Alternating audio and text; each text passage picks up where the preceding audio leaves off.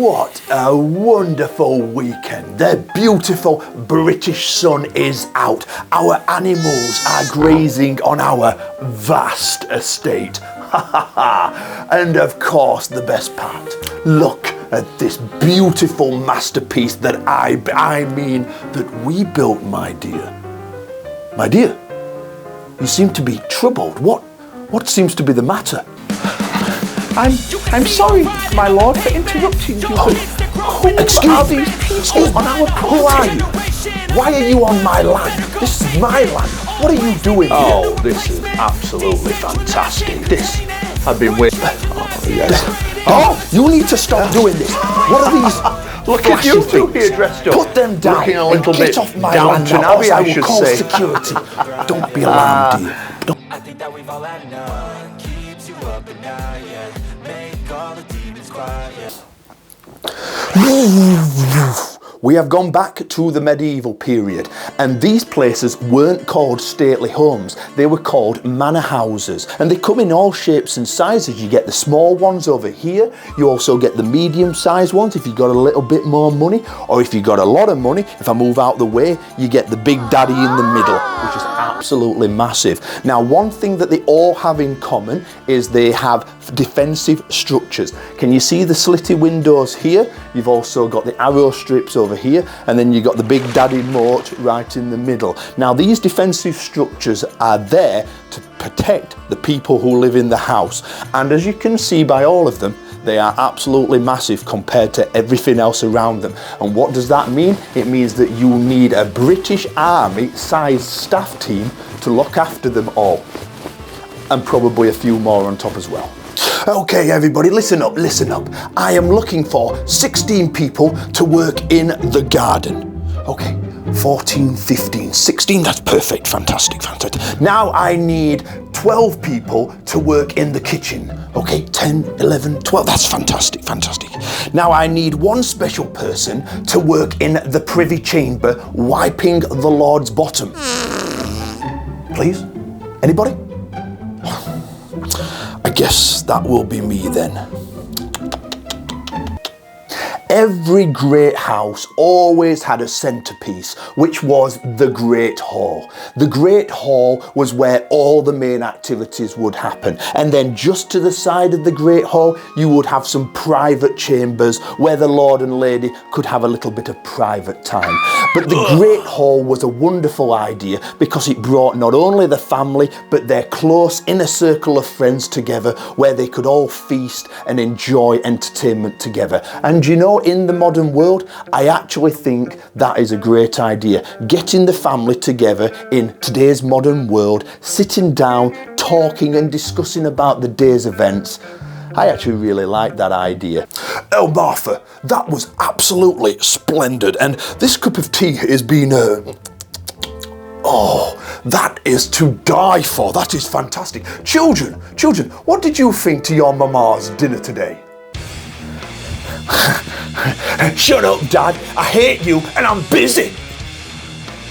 If you ever get the chance to visit a stately home, one thing that you will notice is that the Great Hall that sits in the middle is often swallowed up by multiple walls. On the screen here we can see that these houses have big wings. Some of them are quite tall, some of them are quite narrow. They're all uniquely different. And what tends to happen is that as the houses get passed down the generations, each son wants to put his stamp on the house. So one son might put an extension here on the left, as the next son might go out to the right. And that's why each stately home looks completely different to the other. It's because their individual tastes and styles are thrown into the houses, and that's why they all look different.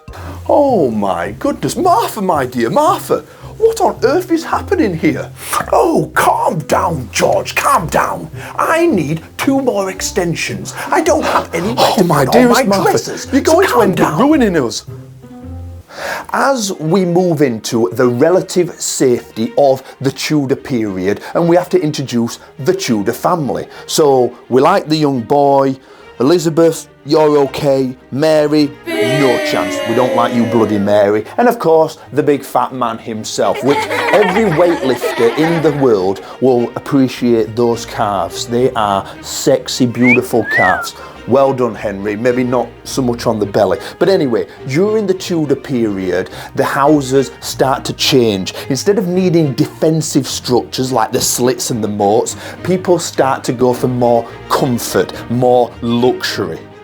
Listen, men, your lord is speaking. I no longer need you to defend my house's walls. I need you all to come inside, as I will give you all new jobs.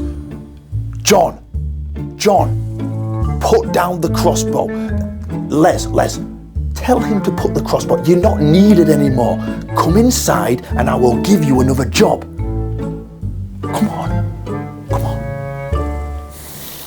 The year is 1530s, and when the fat man himself, Big Henry, he puts through what's known as the dissolution of the monasteries. This takes all the property and the finances of the church away from the church, and it puts it into the royal coffers. This means that Henry, his family and all his friends now become much richer, and by the time we get to his daughter, Queen Elizabeth I, she also distributes this wealth to her friends and family, which means that they all use the money to build large stately homes. Nice. And they spring up all around Britain.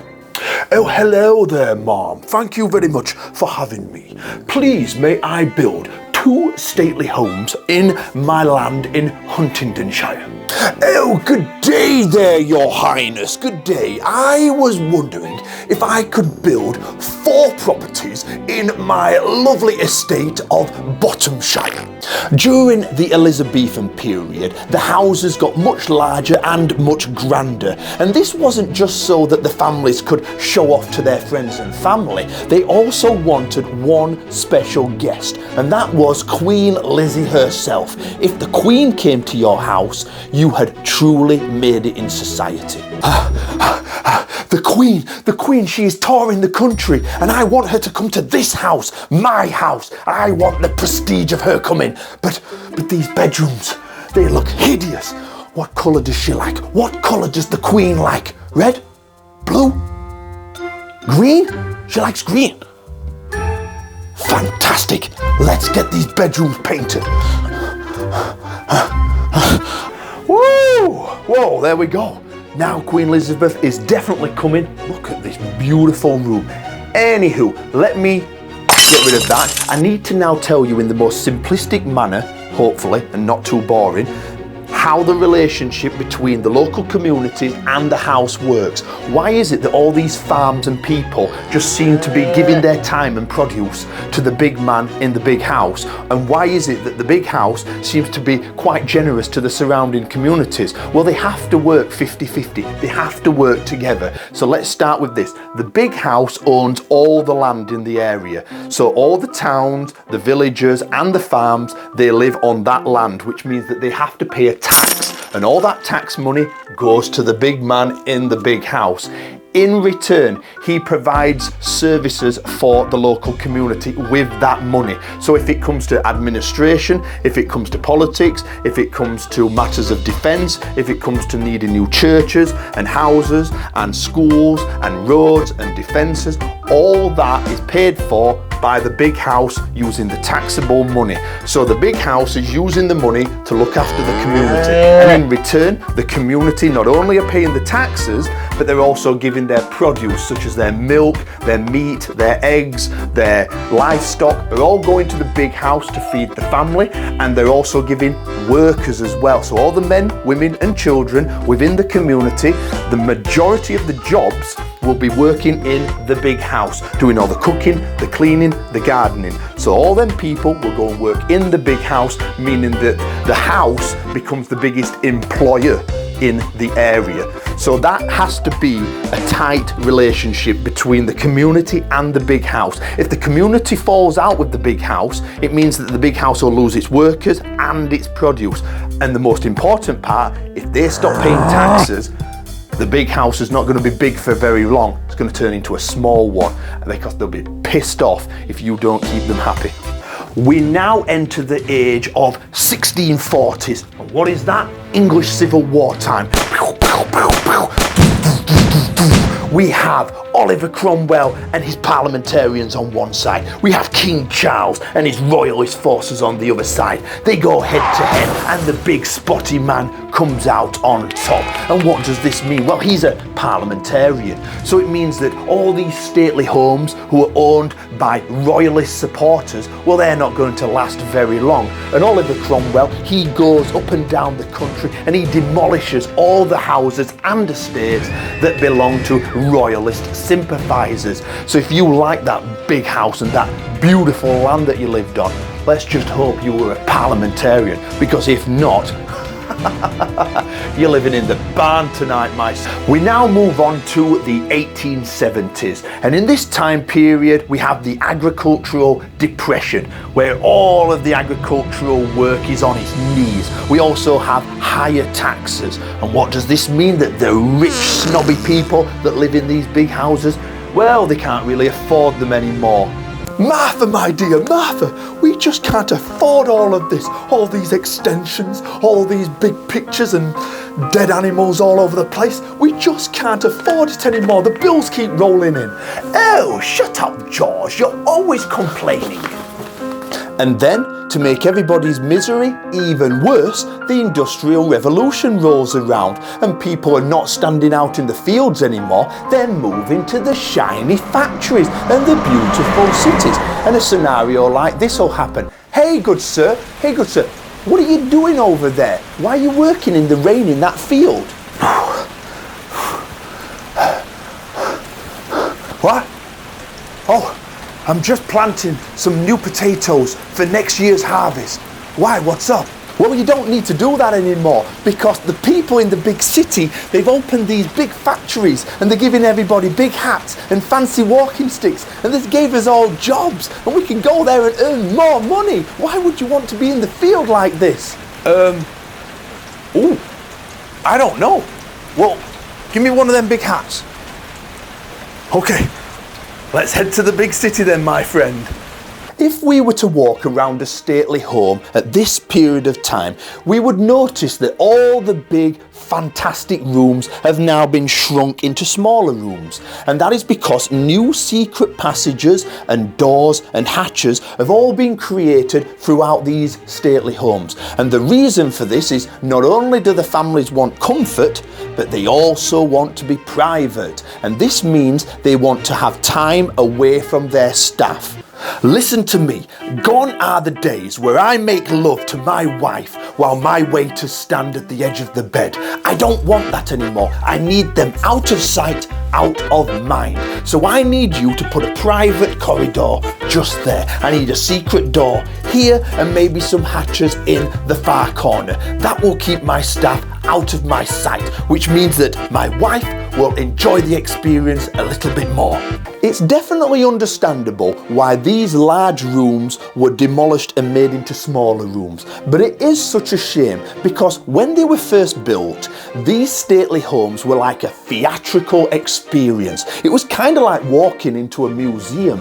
You would walk into an entrance hall and you would have paintings, you would have taxidermy, you'd have a dead lion that's been stuffed in one corner, a huge giraffe in the other corner, maybe a rhino stood at the side of it, some really cool African shit to show off. And like I said, these were like museums, so the families, they wanted to show off their wealth. So you would go from one room to the next room, you would see some more glamorous shit. Then you would move into the next room and you'd see more dead animals and more paintings from around the world. You might then go into an Oriental room, then an Africa room, then a South America room. And all the time, you're just having guests going, oh wow, oh, this is fantastic. This is absolutely amazing stuff. And that's the idea.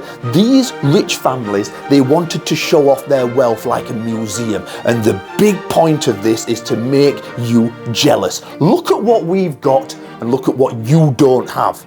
As we move into the 20th century, we now have the World Wars. But don't worry if you missed the first one, because there's a sequel. We did it twice, and it was devastating, not just for Europe, but for the stately homes, because any able-bodied people that were still left in the local community were taken off to war, sent to Europe to fight for king and country, which left these houses completely isolated. Less tax, less people, less prospect that they're going to stick around. That's it, lads. Keep it coming. Keep it coming. Step out the way, sir, so that we can get the lorries through. Hello? Sir, you might want to step back. Excuse me, what is happening here? This house? No, sir. You're gonna need to step away from the house.